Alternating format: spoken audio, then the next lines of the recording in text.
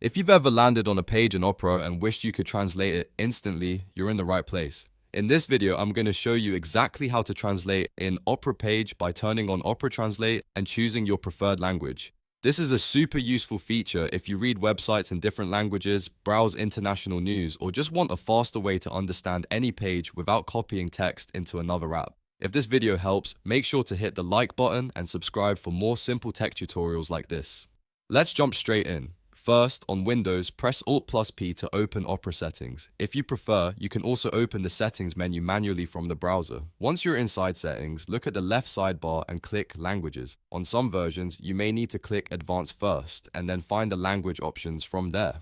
Now scroll down until you see the Opera Translate section. This is the area where Opera lets you control its built-in translation feature. Here, you'll see a switch labeled Use Opera Translate. Turn that switch on so Opera can detect and translate pages for you. After that, look for the option that says Translate into this language. Click the drop-down and choose your preferred target language. This tells Opera what language you want web pages translated into automatically. Once you've selected your language, Opera is ready to translate supported pages whenever needed. Now, whenever you open a page in another language, Opera can offer translation tools to help you read it more easily.